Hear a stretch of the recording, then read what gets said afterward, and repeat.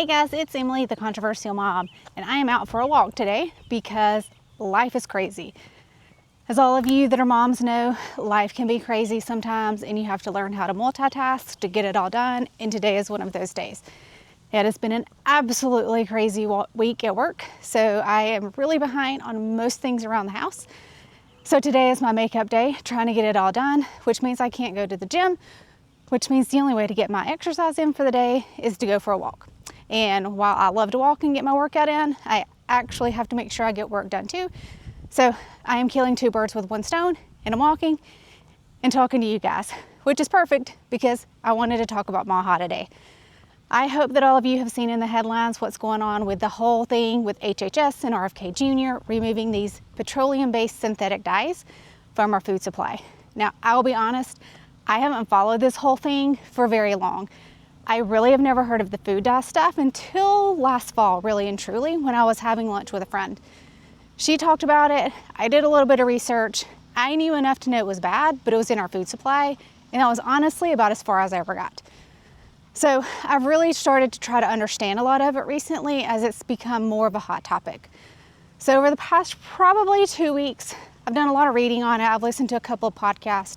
There's a really great lady that has a podcast called Culture Apothecary, I think is the title of it. She's wicked smart on the topic. So I've listened to a lot of her stuff. But basically, what's happening with HHS under RFK Jr., he is removing the use of these petroleum-based synthetic dyes in our food supply. We know these as like the Red 40, Red 40, 6 Yellow, all of that. I did not realize until recently that they're petroleum-based dyes, which is disgusting to even think about what that means. But they're predominantly in foods that we find for our kids, which is insanely scary.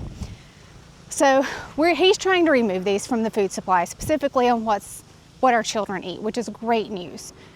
But the really big question I always have for most things when I read them is why? Why does this matter? Why does it need to be done? What's the impact? Natural questions, right? So I was looking into the why behind this, and basically these dyes are extremely dangerous because they're doing three main things to our kids. The first big thing that they're doing, major issue, is they're carcinogenic. So it's really and truly poison that we're giving our kids, which is causing cancer in a lot of kids. The other big thing that it does, and we've all seen this, it increases ADHD in kids. So I never had friends that were ADHD. That just wasn't a thing when I was a kid.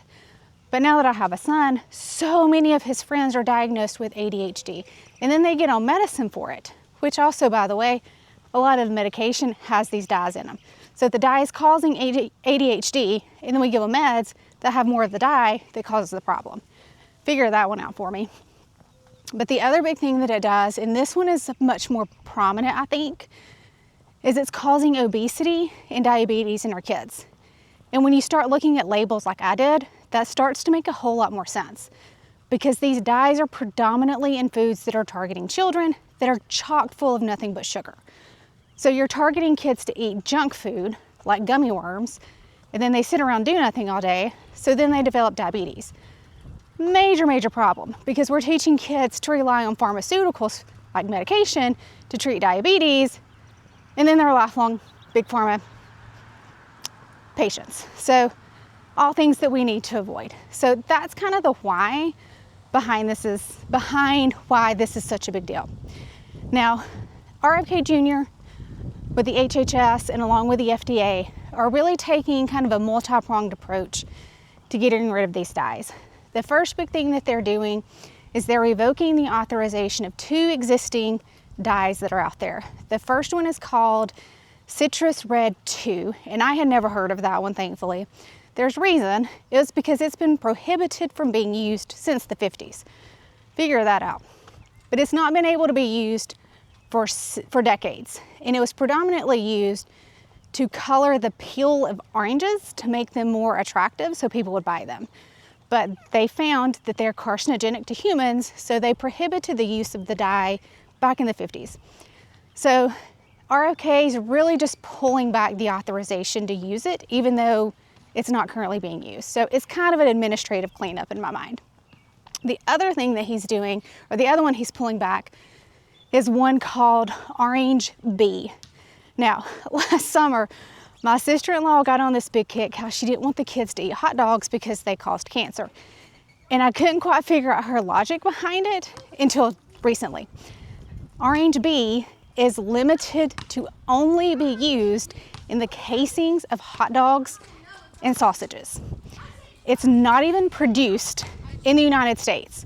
That's how limited this is. But it is still allowed in the country for this very limited use.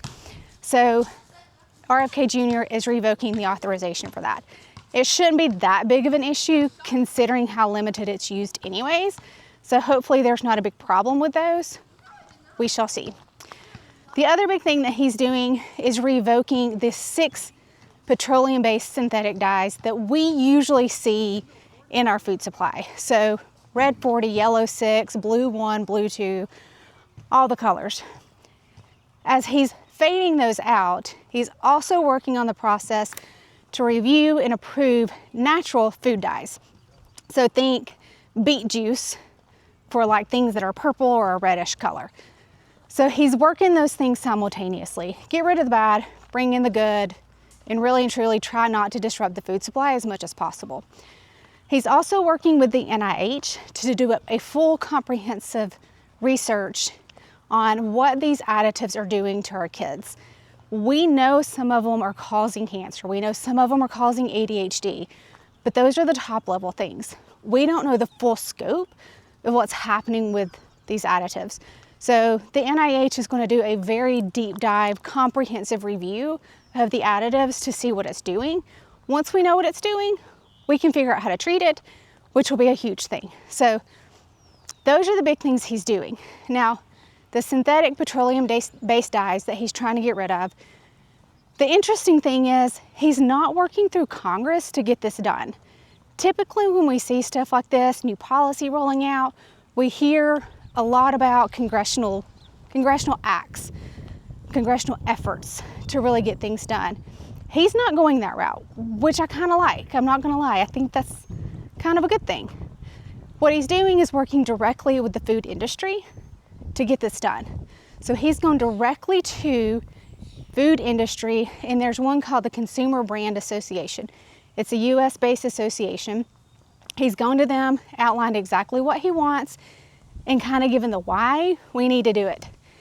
And thankfully, they're fully on board.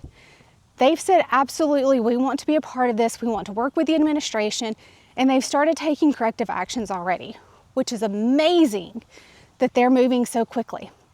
Their one big thing is that they've pushed back saying their ask is for the Trump administration to not push for state level legislation. And I found that to be slightly interesting because why would you not want that? But then I started digging into it. Right now, West Virginia and California are the only 2 states that have passed legislation that prohibits certain dyes in their food supply. I think there's like 15-ish other states that have tried to pass legislation but haven't done it yet. But for the 2 states that have passed legislation, they're very specific to their state. So if you're producing something for West Virginia, it doesn't necessarily mean those same regulations apply to what you're producing in California or vice versa. So when you're mass producing food to go all across the country, if you're having to deal with multiple state regulations, it's going to be extremely difficult to accomplish producing anything in an efficient and cost-effective way. So their big ask is for Trump to really encourage states not to pass legislation and rather just work for federal regulations. And normally I hate that. I would rather have state regulation. But in this aspect, with RFK setting the guidelines, I'm kind of okay with it just being a federal level. We'll see. But for now, I kind of agree with it. He's going to push very restrictive guidelines anyways. So I feel like we're probably in an okay place just having a federal regulation at this point, and then we can adjust later if we have to. But that's kind of where we are with the removing petroleum-based synthetic dyes from our food. And it's a mouthful to say that, by the way. So that's kind of the big thing on why this needs to be done and where we are in getting it done. Now, the fun thing, somewhat scary thing, I went and looked in my cabinet because I was very curious. What's in my cabinet that has all of this? And I was shockingly surprised that there's not a whole lot of my cabinets that have this. Very, very pleased. And I looked in everything. I looked in dairy products, there's nothing there. I looked in pastas. I looked in spaghetti sauce because I've read a lot about spaghetti sauce having red 40 in it. Mine doesn't have anything. I use Prego brand for what it's worth. You can go look at yours. But Prego didn't have any.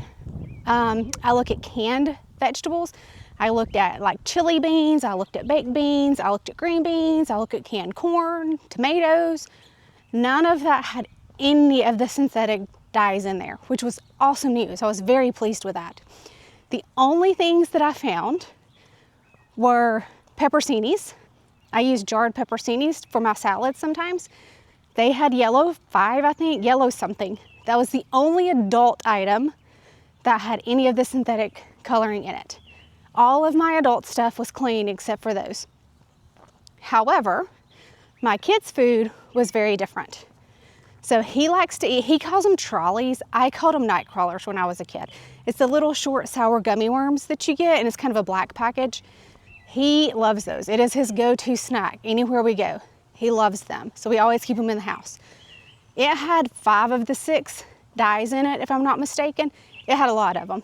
And then his favorite cereal right now is Fruit Loops. So Fruit Loops, bright and colorful. It had all the colors in it.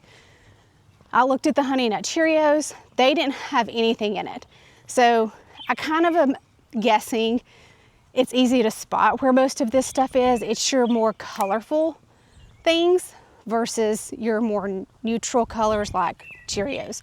Like Lucky Charms probably doesn't have a whole lot, minus what they put in the marshmallows.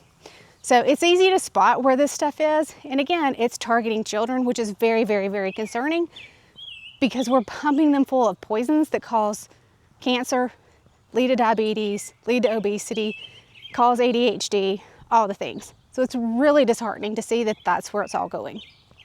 But I encourage you to go look in your cabinet and see what you can find. Now that you know a little bit about it, and I'm talking like very basic level here, go look and see what you can find. I hope that you don't find a whole lot like I did, except for a couple little areas where it's easy to figure out and easy to tweak. Like I can easily not buy those things for my kid for a couple months until we get rid of some of these dyes. But go look, see what you've got in your cabinet, and then figure out how you can start weeding those out until we get cleaner food on the shelves. So thanks for joining, guys. I'll see you next week.